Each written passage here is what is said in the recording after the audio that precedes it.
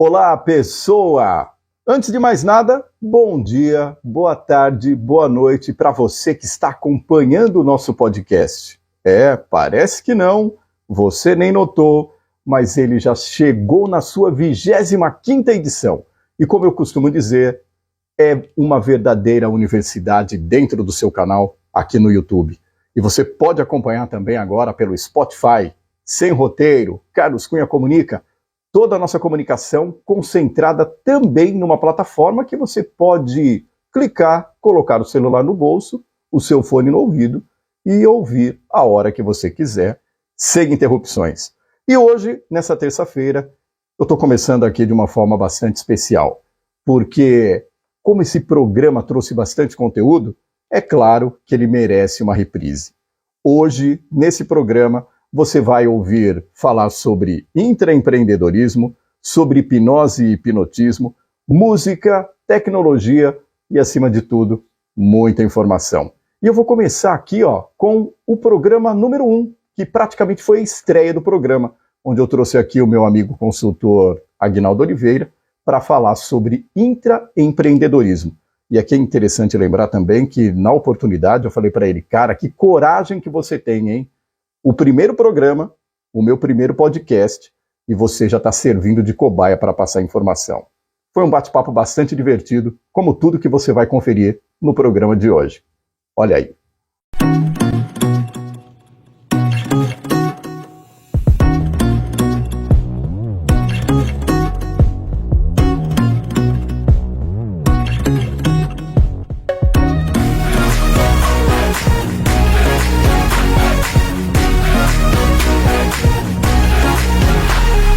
Muito bom, Carlão. E aí? A gente se conhece há quanto tempo, né?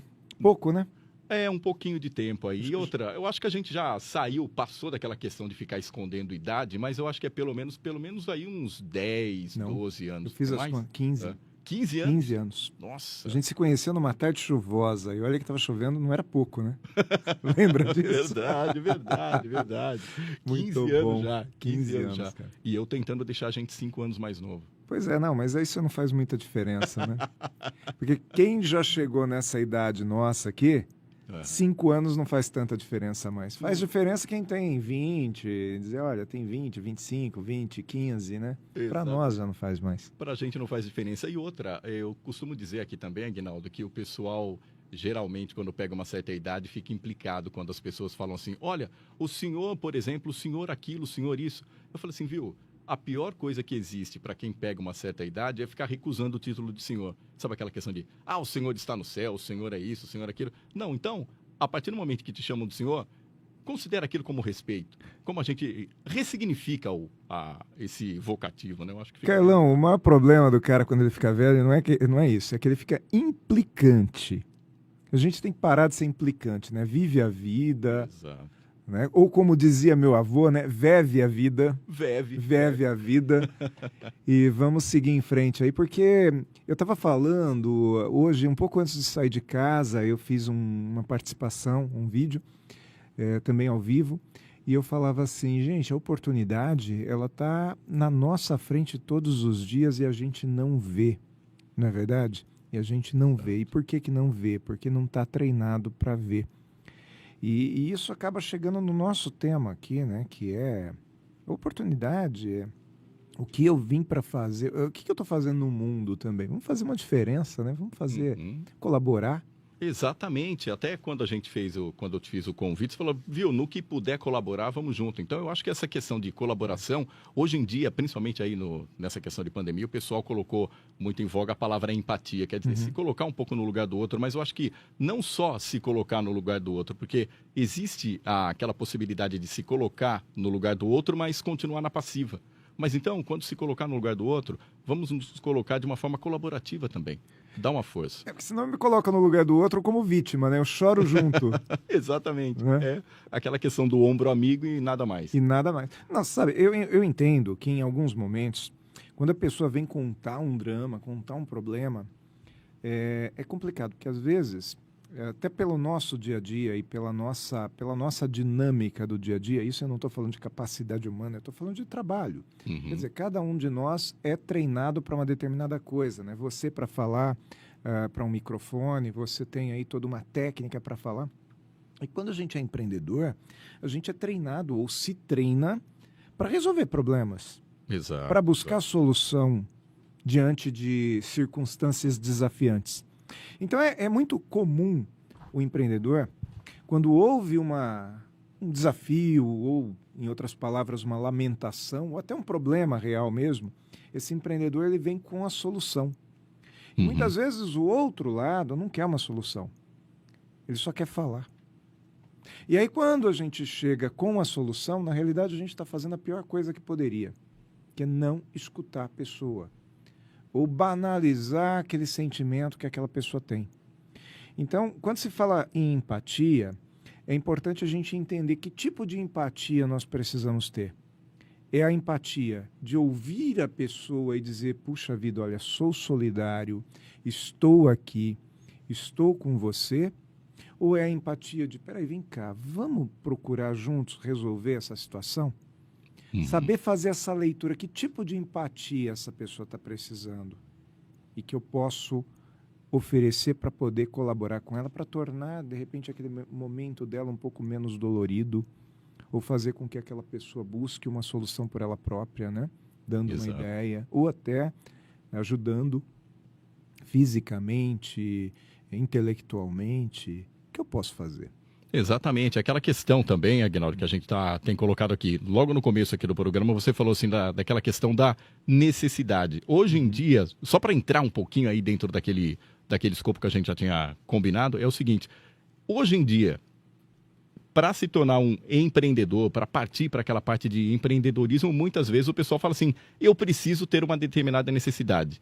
E não necessariamente uma expertise. Como é que você vê tudo isso? Como é que você consegue colaborar com aquelas pessoas que têm um espírito de equipe mais aguçado, assim, e parece que querem empreender? Como que é que você consegue equacionar essa questão? Posso dar uma volta nessa resposta aqui? Claro, vamos contextualizar. Vou dar um rolê aqui. Vamos lá. Pensa só comigo aqui. A gente fala muito que tem dois tipos de empreendedores. O empreendedor por oportunidade e o empreendedor por necessidade. Quando você vai fazer o Empretec, por exemplo, que é um baita de um seminário que o Sebrae tem, fantástico o Empretec. O que eles falam? Tem dois tipos de empreendedor, empreendedor por oportunidade, por necessidade. Quando você empreende por oportunidade é melhor, porque você vê a oportunidade surgir naquele mercado, então você vai lá, encontra uma solução para aquela dor do mercado e trabalha aquela oportunidade, a tua possibilidade de dar certo é muito maior, porque você tem tempo para pensar, faz plano de negócios, faz todo um planejamento, né? Um plano realmente que tem diversas possibilidades. Bom, eu concordo com tudo isso. Mas agora vamos trazer para a prática. Quantos bons empreendedores, quantos empreendedores de sucesso não surgem justamente porque eles têm, com todo o perdão da expressão, água batendo na bunda? Porque o cara perdeu o emprego e aí ele se sentiu desesperado, tinha um tubarão correndo atrás, sabe, nadando atrás, o sujeito começou a andar em cima da água, assim, sabe, fugindo do tubarão, e a hora que ele viu, estava empreendendo e dando certo. Que se talvez ele não tivesse perdido o emprego, ele nunca teria empreendido. Quer dizer, não só a oportunidade vai fazer a pessoa caminhar, mas sim o quanto que aquela pessoa realmente tem, aí vamos dizer assim, ou a necessidade, ou o desejo de construir. Porque, na realidade, você pode ser empreendedor na empresa do outro. É a questão do intraempreendedorismo. Por exemplo, eu posso ser um contratado de uma multinacional ou de uma pequena empresa, sou lá um CLT, mas eu sou o cara que resolve. Eu sou o cara que cria, que inventa um produto novo, que inventa um processo novo, que oferece uma oportunidade para outras pessoas. Quem que é o empreendedor? Empreendedor é o sujeito que para de reclamar e parte para a ação. Isso eu posso fazer na empresa do outro. Empreendedor é o sujeito que acorda todos os dias de manhã pensando em quê? Vou construir alguma coisa. Isso eu posso fazer na empresa do outro. Exato. Aí vai ter alguém que vai dizer assim, mas na empresa do outro você nunca vai ser valorizado. Eu não gosto da palavra nunca. Porque quando nós usamos a palavra nunca, Desta maneira, nós estamos acabando com qualquer possibilidade de sermos reconhecidos na empresa do outro. E quantas pessoas não são reconhecidas na empresa do outro, não é verdade? Ou Exato. são reconhecidas? Exatamente. Quantas vezes que o sujeito, dentro da empresa do outro, se torna um cara tão funcional, tão criativo, tão fundamental, que ele acaba virando sócio, Uhum. não é verdade? Exato. Quantas pessoas que trabalham dentro da empresa do outro, mas com um senso de empreendedorismo tão grande, que através do trabalho dela, ela gera outros empregos. O problema é que a maioria das pessoas acha que empreender é ter um CNPJ. Uhum. Quer dizer, empreender é ter o meu próprio negócio, é eu me responsabilizar exatamente por aquilo que eu gostaria de fazer e todos esses afins. Você quer ver uma definição? Hum. Pergunta para 10 pessoas o que é ser empreendedor. Eu não tenho a estatística, tá? Mas eu suponho que uma boa parte delas vai dizer que é trabalhar para mim, trabalhar para si próprio. Uhum. E eu pergunto para você já foi CLT? Sim. Eu também. Aliás, eu já vivi os 4 lados, né? É. Sabe quais são os 4 lados? Não sei se você já me ouviu falando sobre isso. Eu já fui empregado, eu já fui desempregado, eu já fui empregador e hoje eu sou prestador de serviço, que eu sou consultor. Então, eu chamo de 4 lados, eu chamo isso de ter vivido os 4 lados, porque, na realidade, a gente consegue enxergar como é a vida nessas 4 situações. Qual é a vida de um empregado? Quais são as dores de um empregado? Quais são as dores de um desempregado? Eu acho que as dores de um desempregado são maiores do que de um empregado. Uhum. Sem dúvida. Só para o sujeito pensar, porque às vezes ele acha que está ruim, tem coisa pior, né? Mas por que será que está ruim também? Porque ele está lá empregado e ele não age de uma maneira condizente. É o colaborador, como dizia Vânia Ferrari, né? O colaborador que não colabora. Uhum. Né? O Exato. problema é que também tem o empregador, que é o líder, né? Que é o líder que não lidera, segundo a própria Vânia Ferrari. Adoro essa geradora de conteúdo. E dessa maneira, você começa a pensar assim, tá, mas eu sou empregado. Eu trabalho para quem? Voltando ao ponto. Quando você era CLT, para quem que você trabalhava?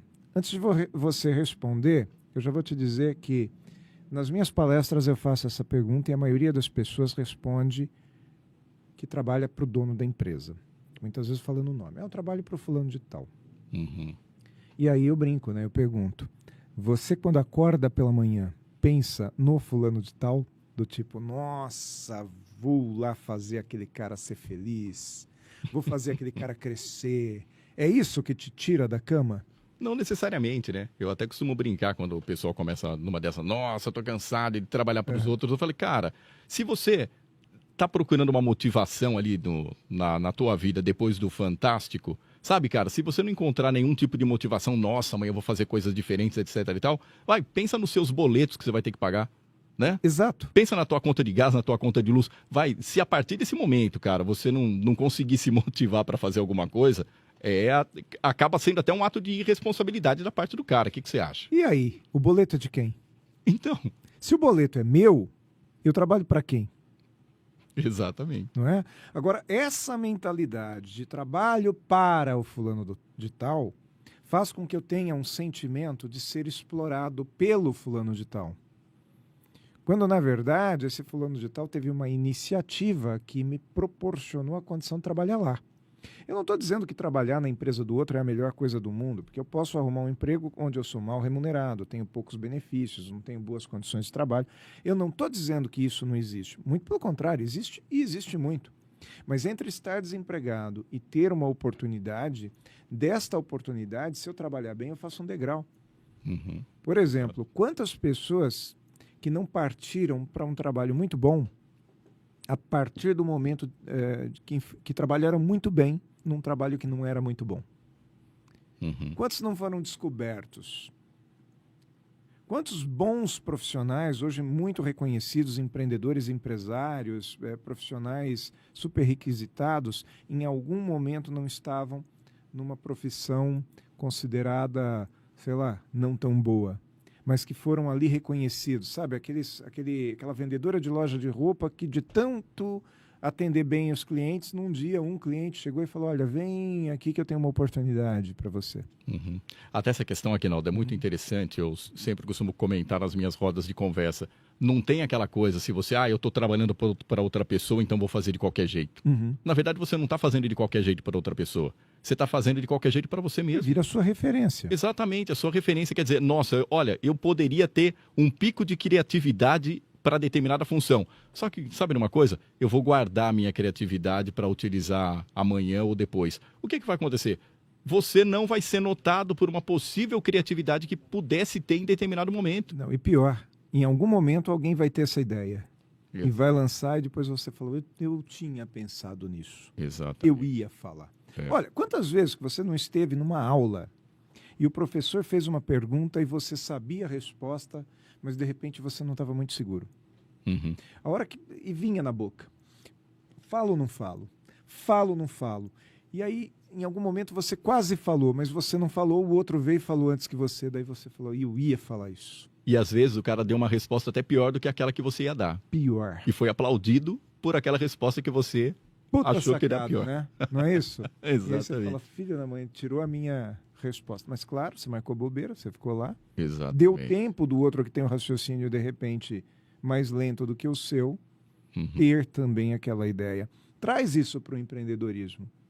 Quantas pessoas que não passam todos os dias na frente de grandes empreendimentos e falam, puxa, quando eu era adolescente eu pensava numa coisa como essa, hoje tem.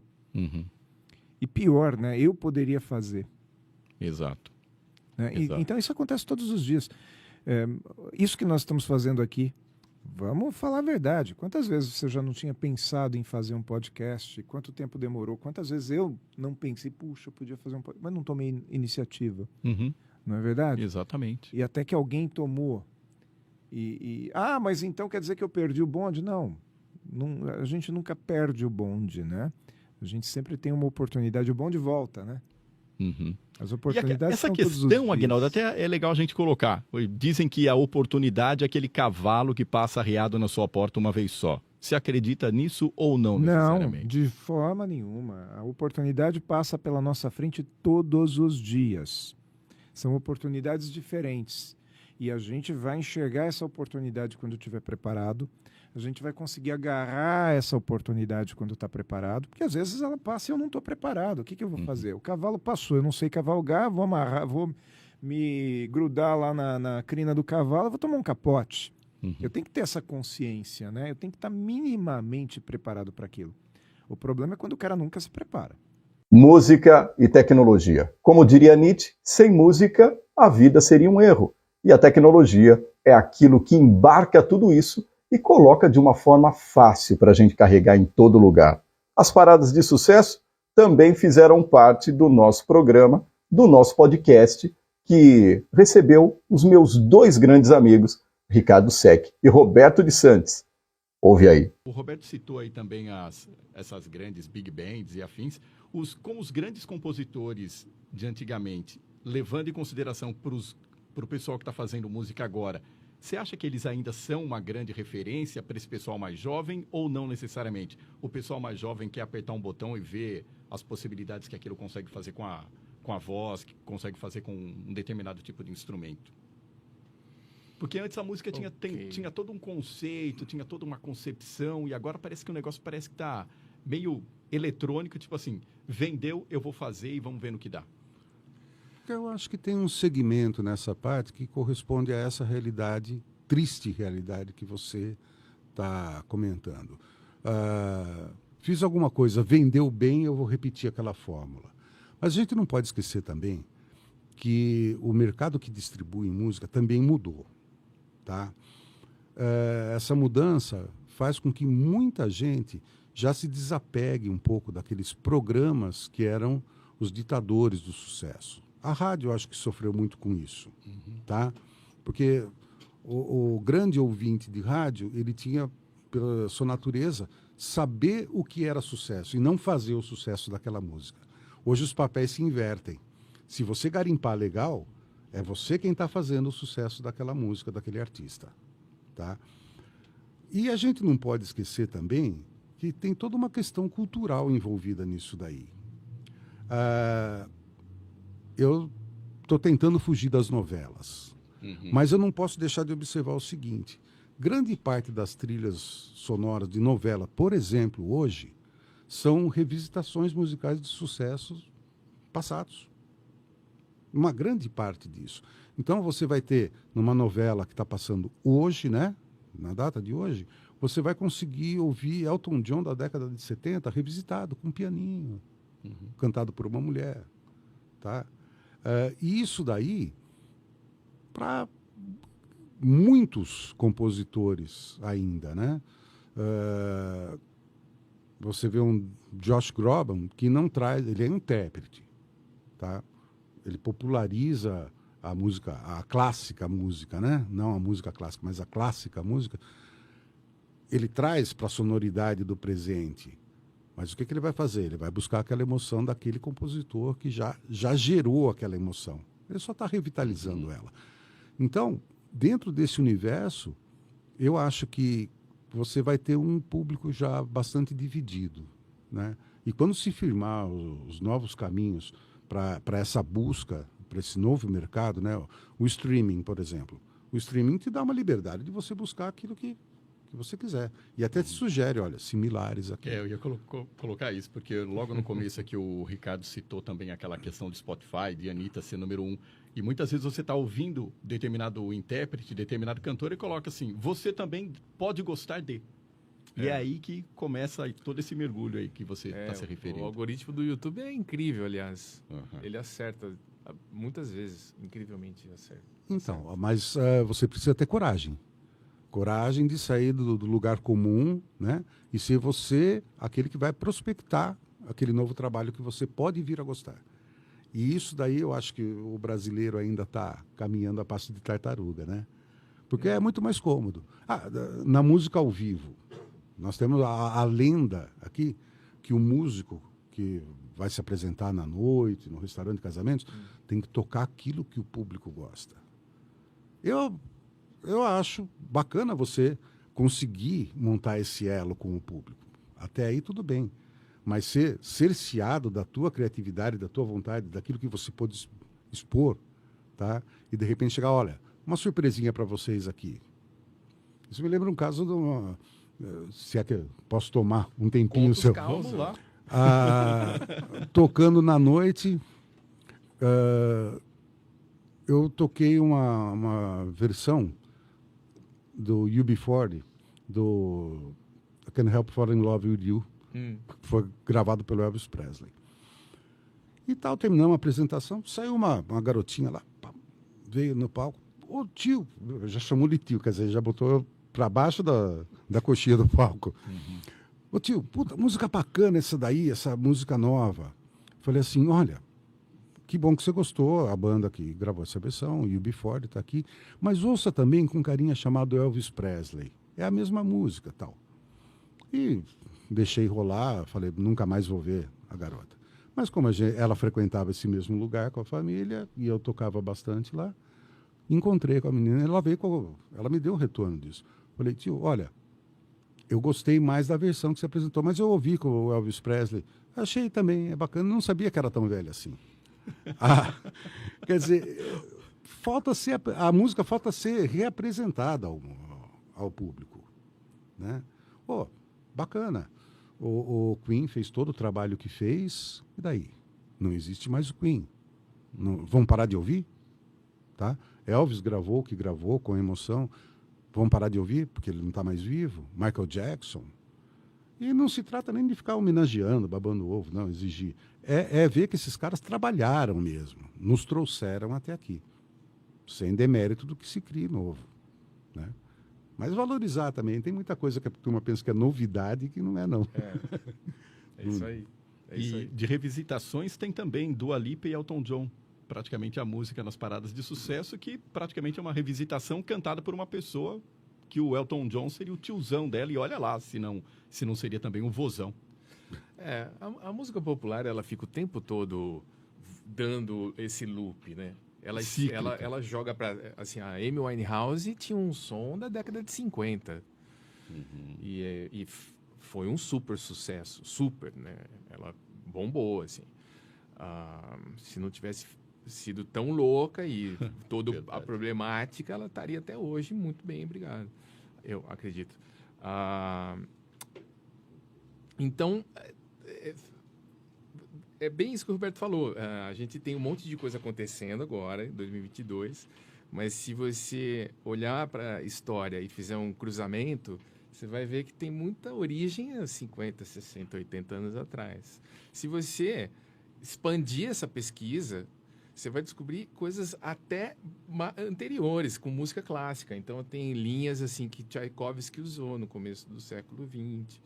Tem coisas que vão lá para trás e que são repetidas com uma roupinha nova e o público consome aquilo tudo de novo, às vezes. Lembrei de um outro cara, Michael Bublé.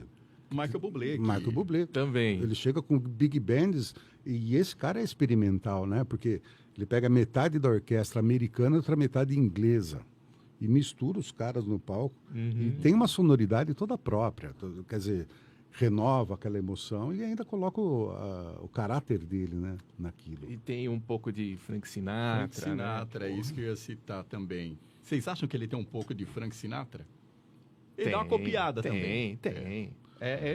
Esse é o modelo, né? Que é esse frontman no Brasil, o Roberto Carlos. Sim. Né? Então, esse é o modelo, só que é um cara novo, super talentoso, canta bem pra caramba e é um puta artista. E usufrui de toda essa tecnologia também, né? Também. Porque hoje, há quem dispense, né, os Pro Tools da vida.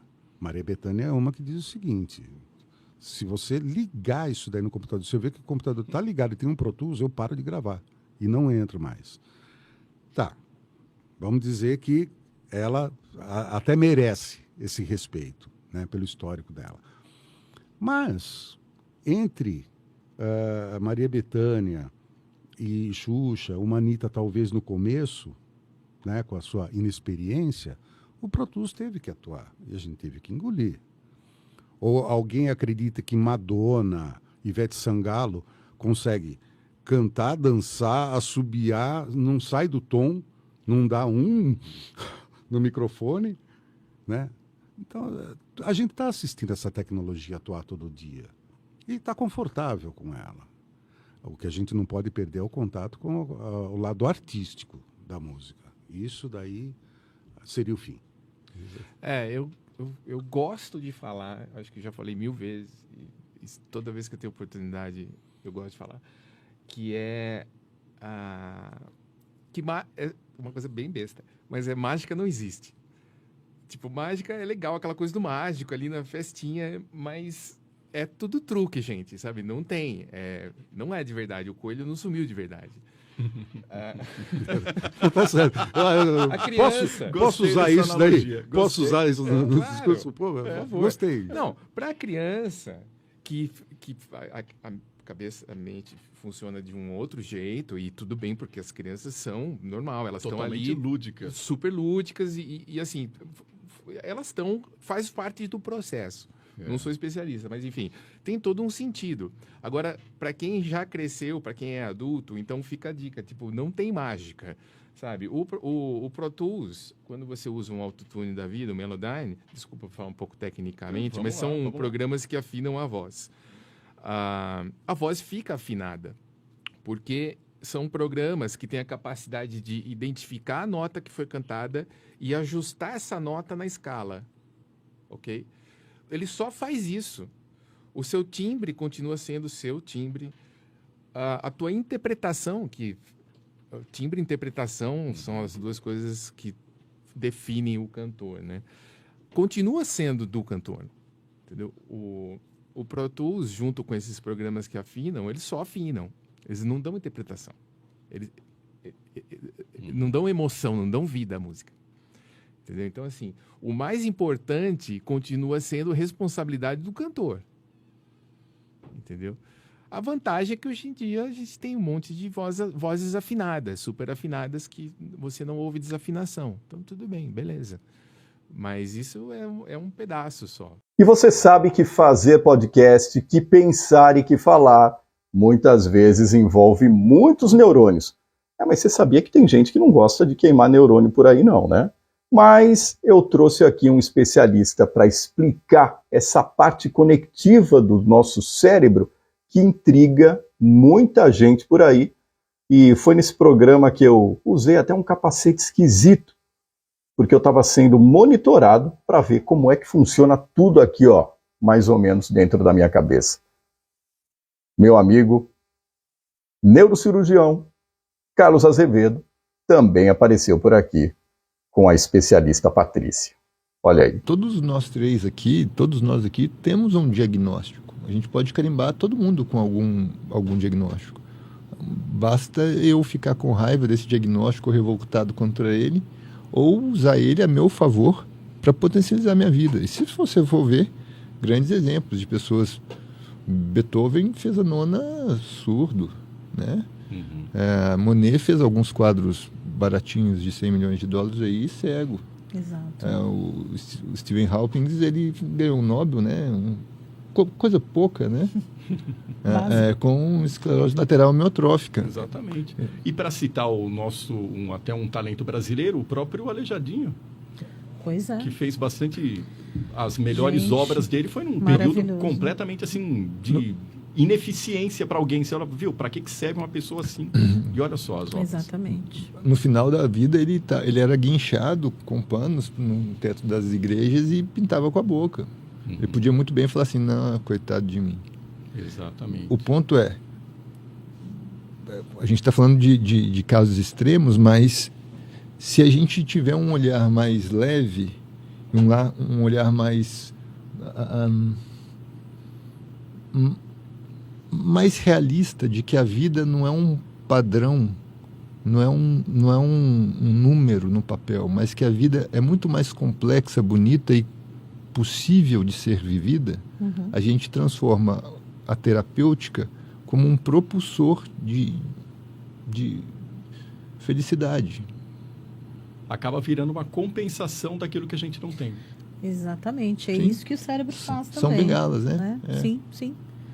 Áreas onde eu não tenho uma ativação adequada, eu tenho essa possibilidade cerebral também, né, Kleber? Isso é legal Todos a gente abordar, temos. porque mesmo a gente falando assim de individuação, de que cada indivíduo é diferente de outra pessoa, dentro dos padrões aqui neuronais, existe, por exemplo, uma linha, uma referência, falou, olha, de 0 a 10 essa pessoa é foco, de 20 a 30 essa pessoa é atitude, de 40 a 50 a pessoa é sonho. Como acontece num exame de sangue, por exemplo, acontece mesmo em questão de neurônio, que mesmo a gente sabendo que não tem um padrão, acontece esse tipo de coisa. Existem escalas, sempre existem, mas toda escala é factível a bias de análise, né? As coisas são muito mais espectrais do que... Mas tem que haver uma escala até para a gente conseguir algoritmizar o normatização, padrão, né? A gente precisa da normatização, né? Do padrão, normatização, para a gente entender o que está dentro disso e o que está fora, né? Até para um diagnóstico, não no sentido de rotular, mas da gente saber que medidas que a gente vai... Quais são as medidas possíveis, né? O que eu posso fazer para melhorar o dia a dia dessa pessoa, a funcionalidade dela, né? Dentro de demanda de trabalho, de demanda escolar, né? Então, a gente tem como fazer isso através... por exemplo, o neurofeedback, ele faz isso com uma forma de medida. E nós temos também testes dentro da psicologia, psicométricos, onde a gente consegue observar, assim, também habilidades específicas para o funcionamento da pessoa. Isso é possível. Sempre sabendo que existe é tudo muito espectral, uma distribuição gaussiana, né? Em que existe... não existe o patológico e o não patológico. Existe um mundo de possibilidades até lá. Para algumas pessoas, transtorno de déficit de atenção, em geral, por exemplo, atletas, em geral, têm uma prevalência muito grande de transtorno de déficit de atenção, porque o esporte, por si só, é terapêutico. Você vai ver aquele nadador olímpico ganhou muitas medalhas, ele tem... O Phelps. Sim. Ele tem franco transtorno de déficit de atenção, porque ele, não sei se consciente ou inconscientemente, utiliza o esporte como terapêutica. E como o nosso papo é sempre voltado para a comunicação, e tudo a gente puxa para a comunicação, porque afinal, comunicação é tudo, ela permeia as nossas relações de vida, tanto em casa, como na rua, como no trabalho. E é claro que para falar sobre os bastidores do rádio, os bastidores da televisão, eu não poderia deixar nunca de convidar aqui os meus parceiros Marcos Bene e o El da Rede TV Tem. Confere aí. Parabéns, Carlão, pelo podcast. Fala. Eu vou falar até mais perto do microfone, assim, para ficar com a voz grossa, igual a voz grossa. Para ver se a gente iguala do Marcos Bene. Não é isso. Não. É que hoje eu preparei a voz para chegar com a voz mais grossa. Tomei um caldo. Então, o que acontece? Eu participo de um grupo bem interessante. Foi até um amigo que pediu para eu entrar nesse grupo, porque na verdade me indicou, né, para o grupo. E lá estão, cara, Edmir Rabelo, Irineu Toledo, Paulinho Ribeiro, né, enfim. Cara, tem uma série de locutores, tem muita gente lá, né? Domênico Gato, tem muita gente boa lá. E eu sou o cara assim, porra, os caras são os caras, né? E eu sou o cara que fica ali. De vez em quando eu posto uns vídeos, uns negocinhos, pá. Falo um pouco de rádio da década de 80, 90 e tal.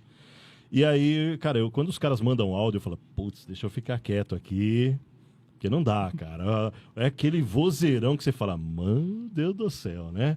É a voz agradável, não é a questão da voz grossa, por dar a voz grossa, né? Uma voz agradável, bem colocada, bem postada. Óbvio que a gente não fala isso no dia a dia, né? Imagina, olá, tudo bem? Eu quero pagar um boleto. Não, ninguém chega numa lotérica, num banco para falar desse jeito, né? Então, imagina, no supermercado, olha, quanto deu a conta, né? Não é assim que funciona, né? Pergunta para o repositor, aonde tem detergente? Exatamente. Onde eu encontro a cerveja? Onde fica o setor de laticínios? De repente o cara fala, meu, você não quer fazer locução no supermercado? É isso que eu pensei também. Você não quer Falei, anunciar... às vezes é bom o cara tá sem os free lá. Você não quer anunciar os produtos aqui? É uma dica pra quem tá precisando. Atenção, atenção cliente fulano e tal. O seu carro está com o alarme ligado. Você já ganhou uma grana, né? Você vai para gastar e já ganha uma grana. Mas enfim, e eu participo desse grupo, é bem interessante. Então, assim, só citei esse caso porque você falou um negócio muito interessante. Eu acredito que na década de 60, 70 ali, até 80, né? A voz assim mais impostada, os locutores com vozeirão, eles marcaram muito isso. O rádio, principalmente o rádio AM, né? O rádio AM tinha muito isso, né? Ainda tem, né? O FM, a partir do momento que ele se tornou um FM mais jovem, as coisas mudaram bastante, né? Então você tem aqueles locutores mais rápidos, a coisa mais... Até é um negócio interessante para quem não conhece. Eu aprendi isso fazendo o curso de dublagem, que eu fiz na BKS. O pessoal fala voz de cabeça, que é aquela voz lá em cima, né? Então, Jovem Pan, não sei o que e tal. Ninguém fala Jovem Pan 100,9. Não dá. Hoje, com o jovem ouvindo, é um pouco estranho, né? Mas então, eu acho que essa questão do vozeirão, ela é legal, ela é importante, porque o vozeirão, ele marca, ele deixa um pouco, assim, até no subconsciente das pessoas, né? Fala, nossa, que voz bacana. A tal da voz aveludada, né? Com a voz aveludada e tal. É legal, eu acho que isso é importante. Agora, não vejo isso como, para ser locutor tem que ter vozeirão. Não. Tem que ter competência e profissionalismo. São duas coisas importantes. Legal. Eu acho também que esse lance do vozeirão, acho que dá aquela impressão de uma voz profissional, dependendo do trabalho. A pessoa, que nem você falou, olha o vozeirão, mas vem aquela impressão que, pô, que trabalho profissional, né? Olha que narração, olha que locução, né? Sim. Então isso também é legal. E detalhes, né, Carlos? Para cada comercial, para cada texto, para cada briefing, você tem uma locução diferente, né? Você tem um institucional, de repente ele tem que ser um pouco mais sério. Então você tem ali, né, o Hospital São Vicente. Eu lembrei de agora de um vídeo que eu fiz para você, um áudio, né? Enfim, você tem ali você apresentando uma estrutura. Agora, vou apresentar uma loja de produtos para criança. Não vou falar a ReHap tem... desculpa até a propaganda, mas não dá, né? Então, é totalmente diferente. São situações diferentes que colocam o locutor, cada locutor com o seu tom, né? Com o seu estilo, no lugar certo, no momento certo, naquele briefing, naquele roteiro, né? Da forma correta, né? Eu acho que é por aí, né? É a expertise para ter a sensibilidade na hora de fazer uma interpretação de texto. Exatamente. Porque não é só simplesmente você chegar e fazer uma leitura de determinada lauda, de determinada propaganda. Isso. É simplesmente você saber interpretar e colocar as palavras no lugar certo. Com certeza, com certeza. E também a interpretação, é que você falou tudo, a interpretação, a dicção, a inflexão, né? Tem muito isso também. Hoje se fala muito da locução falada, a locução conversada, que é aquela locução do dia a dia. A gente fala até o Bruno Rochel, citar o Bruno. O Bruno tem um curso bem bacana sobre isso, da locução mais falada, mais conversada, locução natural, né? Aquela locução natural. Quando você pega um texto e você vai apresentar um determinado produto, mas você quer uma locução, assim, natural, igual nós estamos falando, conversando aqui. Nada impostado, nada muito caricato, muito artificial, né? Então você tem lá, até o Leandro Lopes falava assim, pô, você consegue fazer umas locuções às vezes um pouco mais natural. Lógico, né? Tipo, não sei, pensar algum texto aqui, daí depois eu falo. Mas assim, a locução natural, ela é legal, porque é como se a pessoa estivesse, nós estivéssemos conversando com a pessoa, né? É igual no rádio, você fala assim, vocês, né? Eu até lembrei de uma situação, vocês estão ouvindo. Não é vocês, é sempre na primeira pessoa, você está ouvindo a rádio, né? Individualizar. Exatamente, porque quem está ouvindo, ele se sente mais, como é que fala, mais acolhido, mais incluído e importante. Fala, pô, tá falando comigo, né? Não tá no geral, assim, não é plural. Vocês, não. Você que está me ouvindo aí, poxa, tá falando comigo. Então, na locução também tem isso, né? Eu acho que essa locução, quando você faz uma locução mais tranquila, mais falada, mais conversada, quem assiste, seja um comercial ou um institucional, se sente incluído naquilo, né? Eu acho que é bem por aí, né? É diferente de uma locução já pautada, já mais caracterizada ou mais artificial, né? Para vender o produto. Diferente, né? Falando em locução natural, é o que se usa hoje no jornalismo, no meu caso, né, que eu conheço bem, que é o telejornalismo. E hoje, cada vez mais, tem que ser natural mesmo, sabe? Narração sem sem impostar muito, sem impostar, na verdade, né? É sempre ser retilíneo, como se estivesse conversando com a pessoa mesmo. Então, hoje, no jornalismo, tem que dar aquela baixada nas entonações, né? Isso é importante mesmo. Legal. E já tem gente que vai para a televisão, Wellington, com algum vício do rádio, porque o rádio, o ouvinte trabalha muito aquela parte imagética. Hoje em dia, até em questão de podcasts e afins e toda essa questão de se colocar câmeras em estúdio, é bem possível que o ouvinte saiba realmente quem está dependendo, colocando algum tipo de informação para ele. Mas na televisão, ou a pessoa que vem do rádio, ali tem alguma dificuldade para ir para a televisão porque precisa impostar a voz?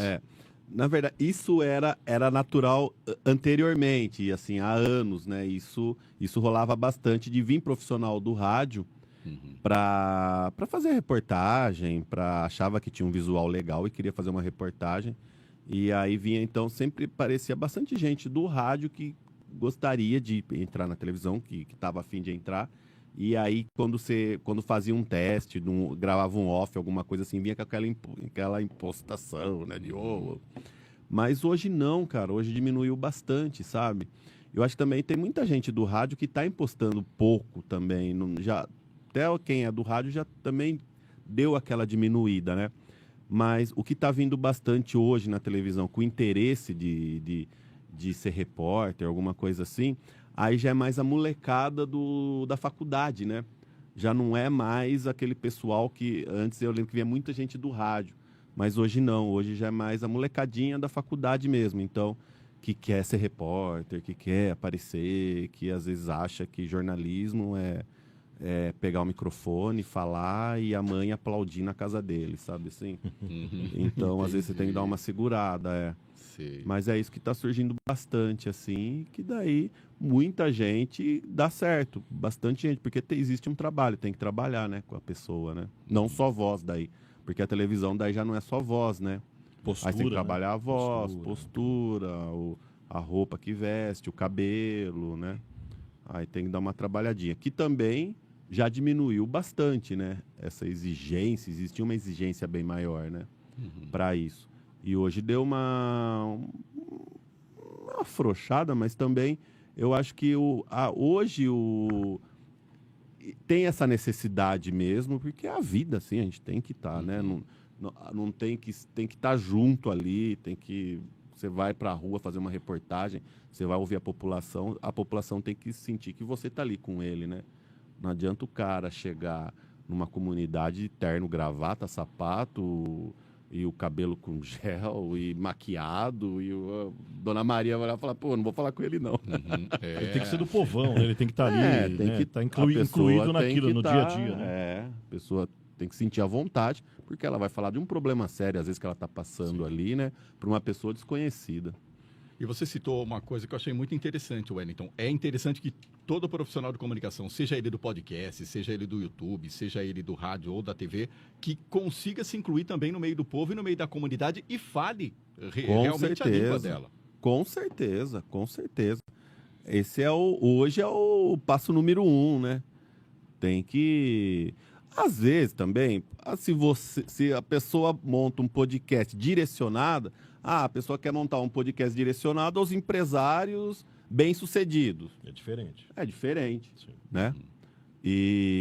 Mas se ela tem um interesse de ter assuntos populares, no mínimo o apresentador também tem que ser um cara, e não falso, né? Não ser aquele cara, olha, eu tenho que treinar para ser um apresentador popular de podcast, né?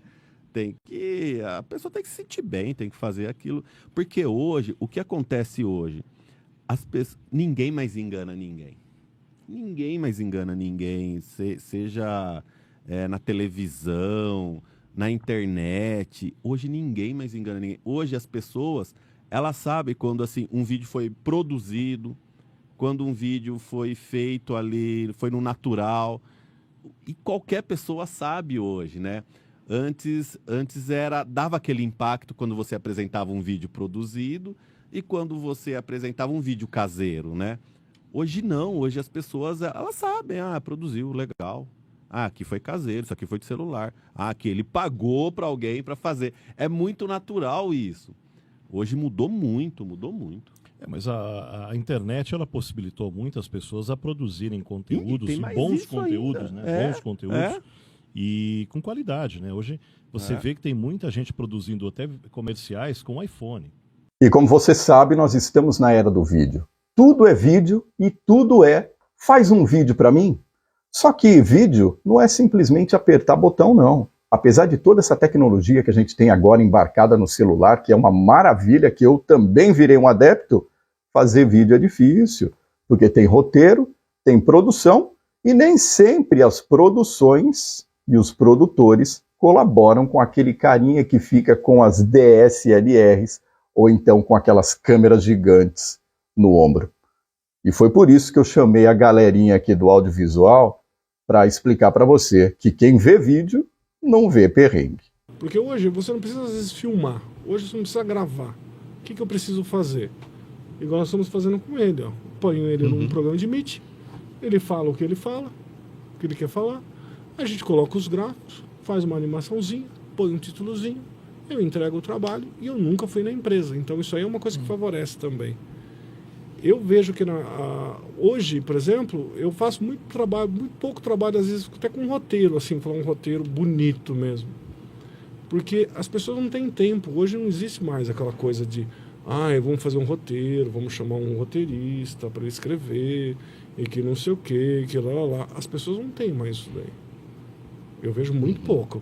São poucos os trabalhos que eu faço que existe um roteiro de verdade. Nós estamos com uma edição de videoaula que vê tudo errado. O que acontece? A gente tem que arrumar. Eu vou esperar o cliente falar, cara, você mandou errado isso aqui, ó. Esse gráfico aqui, ó, tá em pouca resolução. O que eu faço?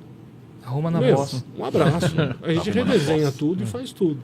Então eu vejo que, graças a Deus, eu acho que um grande diferencial meu é que eu desenvolvo a solução para o meu cliente. E é isso que a gente tem que fazer. Porque quando o cliente se apaixona por você, ele vai ser seu amigo. Sim. Agora, não pisa na bola com ele. Porque é engraçado, se você fizer 30 vídeos pro cara, você errar em um, os outros 30 que você fez não vai valer por nada. Não interessa para nada, verdade. Isso aí, nesse ponto, é uma profissão ingrata, nesse ponto aí. Mas isso de alinhar essa expectativa tipo, às vezes não é uma produção que eu vou ter roteiro ou que vou ter roteiro. Eu acho que isso às vezes também é muito dessa expectativa de talvez nem tudo que o cliente chega para vocês, ele fala assim, eu quero fazer um vídeo institucional aqui. Aí, beleza, aí entra no briefing, você começa a fazer um briefing lá e tal, então, mas pra que você quer esse vídeo? Porque eu vou postar na minha lista de transmissão. Aí você já, opa, pera aí. Tá, mas e que mais? Aí na hora que você termina de conversar com o cara, você fala assim, cara, mas o que você precisa não é de um vídeo institucional, né? E eu acho que talvez, às vezes, dependendo do cliente que você tá atendendo, que você tá conversando, vale muito essa conversa, eu acho, talvez essa transparência, porque às vezes tem essa questão também, né? Tem da pessoa, às vezes, que tipo, eu quero fazer um puta vídeo lá, você chega, não, firmeza, tá aqui, ó, orçamento, aqui, ó, 20, 50 mil reais aqui pra fazer, demorou. Agora, não, se eu conversou com o cara lá, ele chega lá e fala assim, não, mas se você fizer assim, você, com essa produção talvez um pouco mais enxuta, você fizer 5 vídeos diferentes aqui, ó, pra falar de 5 temas diferentes dentro do seu serviço, vai te atender muito melhor do que se você investir 50 pau numa produção gigantesca aí, e você vai ter muito mais resultado isso para sua empresa do que você fazer realmente tudo aquilo. Eu acho que também tem esse outro cenário, né? Tem essa outra vertente dessa questão do briefing, né, que a gente tá falando, do roteiro em si. É a questão de você não simplesmente ser um vendedor. Exato. Você é um consultor. Sim. E você coloca praticamente o teu cliente no caminho certo. Porque eu acho que quando você fazendo isso, você passa muito mais credibilidade do que você faz. Você entende, mostra pro cliente que você sabe, o meu produto, o que eu vendo, meu serviço é isso aqui. Eu sei que se você fizer dessa forma, vai ser muito melhor para sua marca. A gente meio que acaba dando meio que de psicólogo, né? Porque a gente vai tentar entender o que o cara precisa. Sim. Né? O cara, que nem você comentou, o cara tá numa expectativa ali que vai ser aquilo, assim, assado, mas peraí, o que você quer? Vamos ser amigos, chega aí, senta aqui, vamos trocar uma ideia. Qual que é a sua ideia com esse vídeo? Aí entra naquilo que o Wallace falou, realmente, a gente vai direcionar, às vezes o cara tem uma expectativa de um negócio monstruoso e não é o que ele precisa. Principalmente se a gente pegar pequenas empresas, pequenos comércios, esse tipo de coisa, que na maioria deles, raramente tem alguém que trabalha na parte de marketing, né? Diferente, acho que o Kiko deve concordar, nessas empresas maiores, sempre tem uma galera de marketing que ajuda a direcionar, né? Nem sempre, né? Não estou falando que é regra, mas você acaba tendo uma galera de marketing. Agora, você pega essas pequenas empresas, esses pequenos empreendedores, o cara ele não é obrigado, né? Óbvio, mas ele não tem uma noção realmente do que ele precisa, até porque não tem ninguém ali. Aí entra a gente, como uma produtora de porte menor, além de ser o cara que só dá o rec, edita e entrega o vídeo, a gente tem que entender o que o cara quer. Às vezes a gente que vai dar a solução pro cara. O cara vai falar que preciso disso. Qual que é a melhor solução? É a gente que vai dar a solução pro cara, né? É uma dificuldade mesmo, porque às vezes você pega o cara que é a sobrinha que está cuidando do marketing, né? O primo, vizinho. E eu vejo assim, eu fiz publicidade. Eu busco fazer um SIM, né, que é o Sistema de Informação de Marketing. Isso é uma coisa velha, mas para mim ainda dá certo. Mas é difícil você descobrir às vezes. E às vezes quando você está numa equipe maior, as ideias fluem, né, dentro do como conversa. Agora chega para a pessoa e fala, eu não sei o que eu quero. E para quem que eu vou falar? Conforme a pessoa que eu vou falar, existe uma forma de se falar, né? Não adianta. Entra naquele que falou, não é só fazer o vídeo, não é só apertar o REC. Tem todas essas vertentes aí que você tem que entender o que o cliente quer para você não chegar só lá, vou gravar. Não, eu vou gravar o que é necessário para você, o que vai ser bom para você. O que vai entregar dentro da linguagem de cada cliente, né? Cada cliente tem uma maneira de ser gravado e tal, mas a gente tem que entender o real motivo do vídeo que ele quer fazer, para a gente também poder entregar o nosso trabalho com qualidade, né? Exatamente. E tem que ter uma coisa, além da gente ter essa capacidade de consultoria, tem que ter também muita paciência, porque muitas vezes você imagina um roteiro, o cliente até gosta daquela ideia que você colocou e você começa a fazer o seu trabalho, mas lá no meio do caminho, até na hora da locação, você percebe que, pelo olhar dele, que não era muito aquilo que ele estava querendo. Sim. E aí? Aí o bicho pega, né? Você sabe que eu estudei elétrica, né? Eu estudei tudo que posso imaginar um pouco, né? Então eu mexo com eu sei mecânica, um pouco de mecânica, sei de elétrica. Corte e costura também, tudo? Olha, quase. E aí é engraçado que assim, eu uso muito do meu conhecimento dentro do meu trabalho. Então eu faço, por exemplo, às vezes apresentação para uma empresa cimentícia, por exemplo, que como eu faço muito trabalho para eles, eu conheço os produtos. E aí o que acontece? Quando ele faz a mistura, eu sei como que ele vai fazer. Um outro exemplo, eu faço trabalho para uma empresa que desenvolve abrasivos, né, que são lixas, discos de corte, etc. E eu comecei a prestar serviço para um concorrente deles. E foi uma coisa engraçada que a gente faz teste de performance. Não sei se vocês já viram. Veja agora qual que é o melhor. Estamos com o concorrente A e o concorrente B. Vamos ver qual que funciona. A forma de você aplicar o produto, você faz um produto ganhar do outro. E isso é muito legal. Então, assim, eu vejo que eu me dou bem com meus clientes, eu me dou bem com as agências que eu trabalho também para agência, que é um inferno, né? Mas é um mal necessário. Mas, assim, o pessoal gosta de mim por causa disso. Então, assim, hoje eu atuo muito na área de treinamento e desenvolvimento de pessoal, porque é um nicho fechado. Então, assim, a linha, eu não preciso inventar muito. O que eu preciso fazer, eu não preciso deslumbrar o cara. Olha, nossa, arte. Não. É a forma inteligente de fazer o cara aprender a mexer com aquilo. Então, isso é legal. E até hoje, por exemplo, fiz muito casamento, fiz mais de 1000 casamentos. Eu tenho dificuldade hoje, às vezes, em ir no casamento, porque eu estou acostumado, quando eu vejo uma cena que eu não gostei, eu falo, não, para, volta.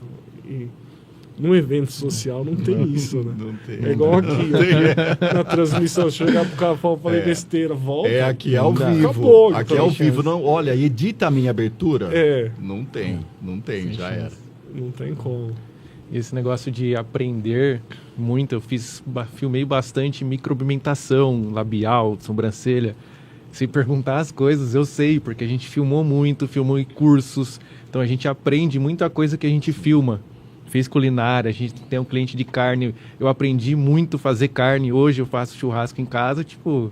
O pessoal fala que eu sou fresco. Né? O pessoal fala que eu sou fresco, que pega carne para descansar, não sei o que e tal. Porque a gente vai aprendendo no decorrer do que a gente vai captando, né? Então Exato. A gente vai aprendendo muita coisa, além do mais do que a gente está gravando, fazendo o nosso trabalho, né? Sim. O profissional audiovisual é formado em várias coisas, além do... Isso, eu brinco de falar que nós somos doutores PH em cultura inútil.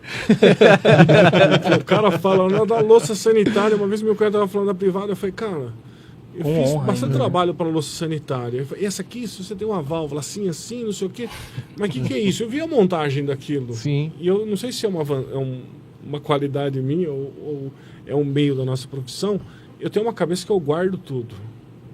Então, quando vai fazer de novo, eu falo, opa, tá errado isso aqui. Mas não tem como, né? A gente vê gravando, Sim. Depois a gente vai editar, a gente vê de novo. Várias vezes, então aquilo registra, não tem como a gente pegar, anular aquilo, o que a gente aprendeu, o que a gente gravou, não tem como. E muitas vezes até em fazer várias revisões, acaba passando alguma coisa. Sim. E aí está o perigo de se assistir muita coisa, porque às vezes tem alguns trabalhos que ficam encalhados na mesa, não tem não? Tem. Meio que voltando àquilo que você falou, tem algumas coisas que não é para aparecer e aparece. Eu tenho um cliente meu que ele é vendedor de aeronave, né? Então, assim, o cara vende helicóptero, o cara vende avião, né? E nos aviões, o helicóptero ele é muito característico. Então, é difícil você, de repente, ver um helicóptero e não saber de quem que é, porque ele é muito característico. Diferente de avião, que você já consegue ver vários modelos, porém eles têm um prefixo, que é aquela numeração, aquele conjunto de caracteres que fica atrás, gigante, e cada um tem o seu. Aquilo lá meio que é o RG, é o CPF ali do avião. Em muitos casos, acontece de a gente estar filmando, não tem como não pegar uma cena de um avião com aquele prefixo monstruoso que pega a cauda inteira. Aí é na edição ali, se já aconteceu de mandar, o David esqueceu de... né, dar um blurzinho ali, dar uma apagada no prefixo do avião do cara lá, senão dá problema, melhor ser. Isso acontece bastante. São pequenos detalhezinhos que acho que cada cliente aí, cada trabalho que a gente faz, ele tem a sua suas peculiaridade, né? Digamos, né? Mas isso eu acho que de arrumar na edição, dar problema na locação, essas coisas acho que é o que acontece todo dia com a gente, né, cara? Você chega lá pra filmar, chove. Aí você esquece o plate do tripé. Nossa, quem nunca? Nossa, aí é beleza. E aí, gostou dessa retrospectiva? eu tenho certeza que você vai gostar mais ainda se rolar aí, ó, a nossa playlist. Todos os programas na íntegra estão disponíveis também no Spotify. O Sem Roteiro fica por aqui. Sem roteiro, você já sabe, do jeito que você precisa ouvir e agora ver. É isso.